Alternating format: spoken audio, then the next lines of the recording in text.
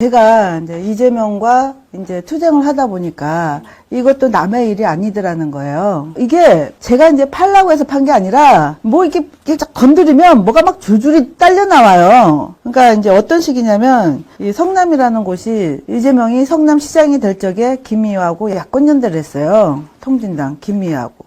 그래서 성남의 모든 이권의 반을 경기 동부연합 통진당하고 나누는 공동정부로 수립을 한 거예요.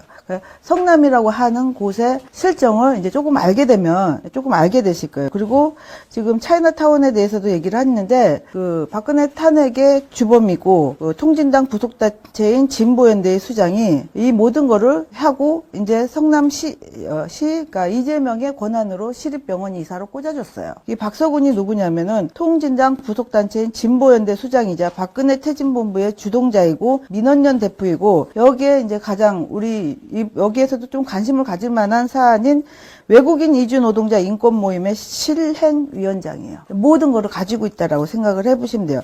통진당과 이재명이 불법 체류 외국인 다문화에 집착하는 이유가 여기에 있다. 이렇게 얘기를 생각을 하시면 돼요. 이 모든 노선이 친중, 친북 이런 키워드인데 알다 보면은요, 이게 굉장히 좌파가 있는 모든 도시들이 이 차이나타운이 많이 번성을 해요. 성남도 마찬가지예요. 이재명이 성남시장이 되고 나서 이 차이나타운 말도 못해요. 거기에서 벌어지는 일들이 어떤 거냐면 불법 체류자가 많으니까 일단 범죄가 많죠, 일단. 범죄 우범 지역인 거예요. 그리고 이 차이나타운이 들어오면 저는 저희 회원들이 차이나타운에도 있기 때문에 이 실정을 저는 차이나타운 속에서 전부 다 보고 이제 겪은 사람이에요. 차이나타운이 하나가 오게 되면 상권이 초토화가 돼요. 왜 초토화가 되냐면 일단 모든 물건들이 중국에서 와요. 식자재고 뭐고 다. 돈의 흐름이 어떻게 되냐면 여기는 자기네 거 가지고 와서 자기네 거 장사해서 자기네 중국으로 가는 그런 거예요. 그리고 또 오게 되면 상권의 권리금이 엄청나게 비싸져요. 그러면서 다 잠식을 해가요. 차이나타운 있는 데서는 한국인들이 다 쫓겨나는 거예요. 그리고 주변 집값 이런 거 다 폭등시키고. 근데 이게 이재명이 성남시장이 되고 나서 이게 굉장히 불법으로 많이 늘어났어요. 성남 차이나타운은 잘 모를 거예요. 인천 차이나타운이나 영등포 차이나타운은 알아도 성남도 그렇게 발전을 하고 있다라는 거는 잘 모르실 거예요, 아마. 그런 맥락을 보면은 이 정부가 지금 하고 있는 일들이 제가 이제 이렇게 시민단체를 많이 이렇게 돌아다녀 보면은 각자 자기 일에 몰두해 있어요. 이렇게 차이나타운 공자학원 하시는 분은 공자학원, 또 이렇게 부정선거 하시는 분은 부정선거, 이게 다 하는데, 제가 이거를 다 겪고 보니까 이 모든 몸통은 이재명이더라 이건 거예요. 박근혜 퇴진의 돈줄, 자금도 저는 이재명이라고 봐요. 경기 동부연합 세력이. 정부를 수립을 해가지고 각종 이권, 청소영역 나눔이라든지 이런 걸 하면서 경기 동부연합의 세력을 많이 확산을 시켰죠. 그리고 퇴진본부의 본부장인 박서군이가 이거를 주도를 했고, 그리고 시립병원에 이사로 꽂아줬고, 제가 이제 이런 거를 다 보다 보면 결국은 이 모든 거는 돈 싸움이잖아요. 이 우파에는 별로 돈이 없어요. 왜 그러냐면, 자기 주머니에서 내놓기 때문에 한계가 있어요. 사무실도 다 요 정도야. 이 정도도 괜찮은 거예요. 큰 거예요. 좌파는 자기 돈 안 써요. 단 한 푼도. 다 남의 돈이에요. 나라 돈이 내 돈인 거예요. 네 돈도 내 돈인 거고. 남의 땅도 내 땅인 거예요. 저는 이거를 이재명 성남시장 쪽에 내가 이제 겪고 본 거잖아요. 그리고 저를 고소한 내용 중에 대장동 관련 일공단도 있어요. 그것도 맥락으로 따져서 보면은 남의 땅 사유지 싼값에 갈취해서 대체 부지도 안 주고 쫓아내서 200~300에 땅값 쳐가지고 3천만 원에 분양을 한 단지 7명을 위한 그런 엄청난 조단인 거예요. 근데 이게 왜 이렇게까지 언론에 안 나왔냐면 민원연의 대표가 지금 박서군이에요. 모든 거는 경기 동부연합하고 다 관련이 돼 있다. 이렇게 생각을 하시면 돼요. 이 자금줄, 모든 것들.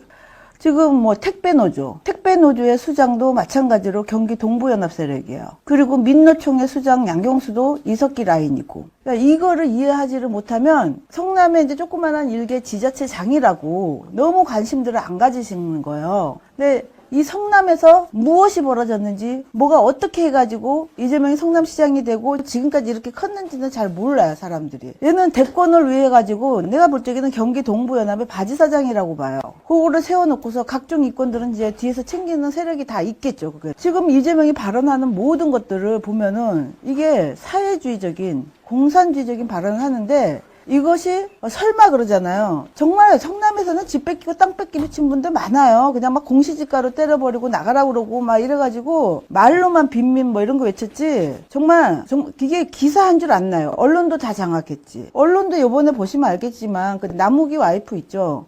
남욱이 와이프가 그 MBC 그 노조 그 기자였었잖아요. 그러면 그 수천억을 먹었을 적에 그 위례 신도시에서도 해먹고 지금 대장동에서도 해먹고 이랬는데 그럼 MBC로는 자금이 안 갔겠냐는 거예요. 이렇게 말이 많은 남욱이 와이프 퇴직금까지 다 챙겨줘서 미국 보냈단 말이에요. 예전에 노조 파업할 적에 성남에서는 그 소문이 많았었어요. 이재명이가 MBC 노조 파업할 적에 돈 많이 갖다 줬다고. 지금 MBC의 논조를 보면 거의 뭐 MBC 공영이 아니라 그냥 이재명 대변한다 이렇게 볼 정도로 하는 거에는 전부 자금인데 그나마 저희가 요번에 이제 대장동이라도 터져서 요거를 손대기는 조금 힘들어질 것 같아요. 보니까는 보는 사람이 너무 많으면 뭐 훔쳐서 먹기가 조금 힘들어지잖아요. 두 번째는 아마 코나아일 거예요. 코나아이의 이제 지역 카페 위탁업체인 코나아이가 낙전 수익을 코나아이가 다 먹는 그런 구조예요. 청년수당이든 뭐든 해서 우리가 이제 쓰고 나면 그 나머지 돈이 경기도나 이런 데로 오는 게 아니라 특히 경기도만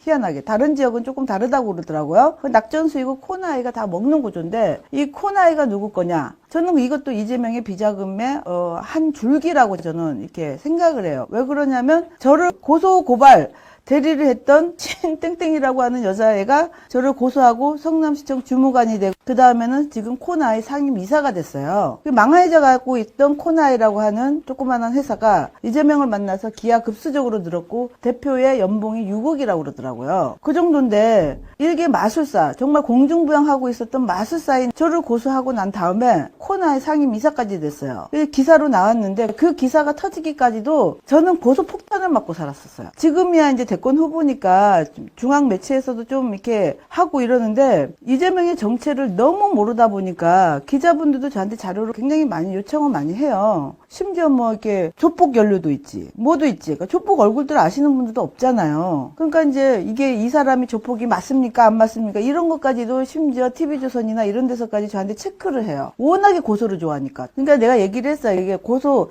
실제 사실이어도 사실적시 명예훼손으로도 고소를 해요. 얼마나 사악한지 몰라요. 그래서 제가 이거를 이 대장동 사건이 터지고 막 이랬을 적만 해도 이게 이 정도 큰 금액인 줄은 몰랐었어요. 이게 회계사였었던 고 이재선 씨가 저한테 토스를 하고 돌아가신 거예요. 답변서는 이제 제가 다 이제 맞춰가지고 혼자서 이게 승소를 하기까지 2017년도에 고소를 당하고 한 2019년도에 겨우 이겼는데 이게 회계사분이 얘기를 하시기를 제가 떠든 그 시기가 마침 화천대유에서 그 수익이 나서 3천억부터 배당이 받으려고 하는 그 시기에 제가 떠들었다고 그러더라고요. 그 왜 그때부터 배당이 되냐면 그 다음 해가 이재명이 도지사로 나가는 해였었어요. 거기에서 또 선거법 위반이나 모든 자금들이 거기에서 다 나서 가지 않았을까 이런 생각을 해요. 그러면 우리가 가장 이제 여기에서 문제점이 뭐냐면 정말 나라 사랑하는 마음이 보수에 계신 분들은 많아요. 근데 어떻게 해야 될지는 몰라요. 왜? 싸워본 적이 없으니까는요. 아니 저도요 정말 빨갱이 있어 이러면 저 진짜 없는 사람인 줄 알았어요. 근데 내가 이걸 해서 보니까 너무나 거대하고 너무나 엮여있고 지금 대법원도 그냥 돈으로 살 수 있는 그런 시대인 거예요. 권순일이가 화천대유에서 튀어나올 줄 누가 알고 박영수가 거기서 나올 줄 누가 알고 곽상도가 거기서 나올 줄 누가 알았겠습니까? 곽상도가 야당 힘없는 야당 의원이 50억이에요. 최하. 그리고 지금 시의원들 민주당이 그때는 쪽수가 좀 작아가지고 하니까 그거를 회유하려고 새누리당 시의원들 끌고 가면서 2, 30억씩 줬다고 그래요. 그러면 여당 당대표 그리고 자기 선거법 없애준 권순일 이런 사람들한테 얼마가 갔는지는 자기가 아무리 그거 변호사 그거 얼마 2억 줬다 3억 줬다 그게 말이 되냐고요. 과연 제가 이거를 이재명하고 수년을 투쟁을 하면서 느끼는 게 뭐냐면 많이 알리는 거 외에는 방법이 없다. 제가 그렇게 생각을 한 거예요. 왜? 어차피 얘들은 나라 돈이 자기 돈이에요. 이걸 어떻게 감당할 수 있는 능력이 안 되는 거예요.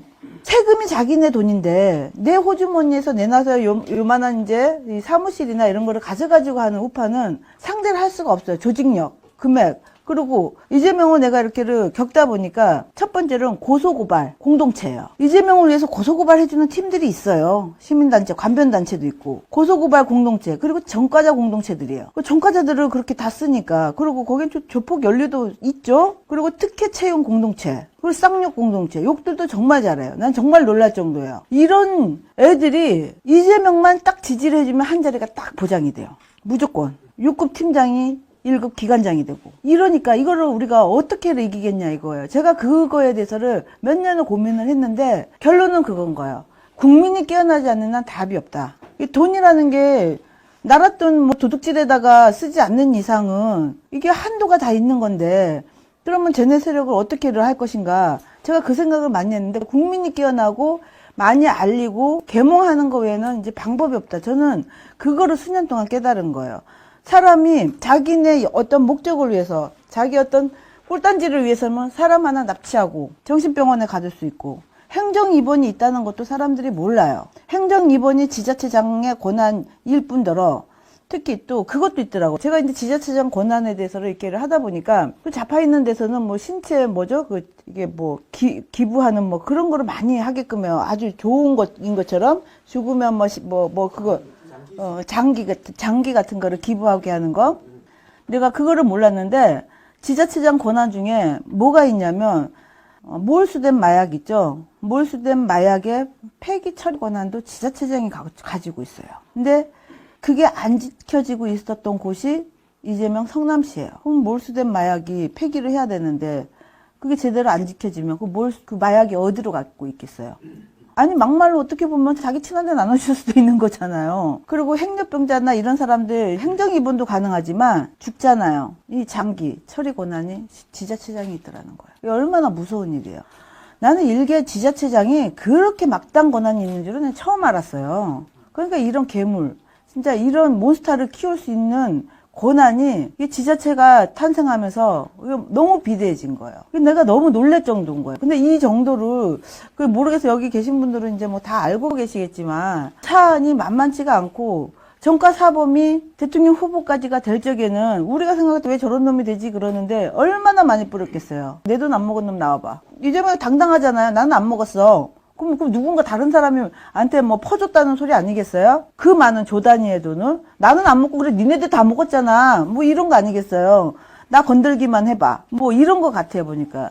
지금 오늘 이제 단독으로 보도된 것 중에 뭐가 있냐면 이스타 항공하고 관련된 이상직위가 풀려났어요. 이상직위가 지난번에 했던 말이 있죠. 후원을 김태년이가 강요했다. 이렇게 얘기를 했어요.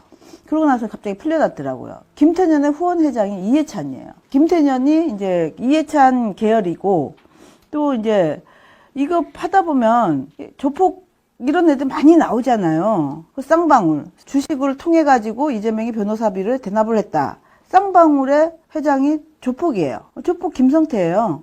얘네들이 어떤 식으로 돈을 벌었냐면 쌍방울이나 상인저축은행이나 다른 저축은행들이 불법 고리대금인가 그 사채 여부로 해가지고 큰 회사들이 많아요. 뭔가 진실을 밝히려고 그러면 다 죽어요. 또 여기는 상상인저축은행 조국 펀드 거기 증인 핵심 증인도 자살당했어요. 지금 그런 실정들이에요. 지금 이게 자살 당한 건지 뭐 한 건지 알 수도 없어요. 그래서 이런 실정들을 보면은 지금 쌍방울도 지금 말이 많고, 거기다가 그거 분다고 하는 지금 이상직위는 갑자기 석방이 됐고, 조폭건도 마찬가지죠. 조폭이 자기네가 이제 뇌물을 이제 줬다라고 했잖아요. 20억을.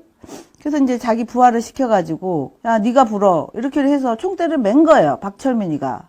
그랬는데 그 위에 있는 이준석이라고 하는 코마트레이드 이준석은 나가고 싶어서 이 전자 발찌라도 찰 테니까 내가 나가게 해달라고 난리를 치고 난 다음날 석방이 됐고, 지금 이준석의 변호를 누가 하냐면 LKB 파트너스가 하고 있다는 거예요. 이 현 정권의 이제 막후죠 여기가. 그랬는데 그러고 나선 자기가 석방이 되고 나니까 나 그런 적 없다고 자기가 시킨 박철민이 뒤통수를 확 친 거예요. 일단 풀려났으니까. 근데 박철민이는 억울하니까 방방 뛰면서 내가 이제 증거를 제출하겠다 이랬더니 갑자기 접견이 안 된다는 거예요. 접견 다 막아버린 거예요. 뭐 난동을 피웠네 뭐를 했네 이러는데, 그러니까 박철민한테 이제 기자들이 이제 다 몰릴 거 아니에요. 난 줬다. 이준석 형이 거짓말한다. 나를 시켰다. 이렇게 해서 막 부르려고 그러는데 그럼 기자들이 몰려갈 거 아니에요. 지금은 대권 후보니까. 갑자기 면회가 지금 12월 달까지 안 된다는 거예요. 지금 현 정권이요. 완전 막가파야, 지금. 내가 이걸 보고 굉장히 놀랐는데, 겪고 계시는 분, 뭐, 공자학원이라든지, 차이나타운이라든지, 이런 것들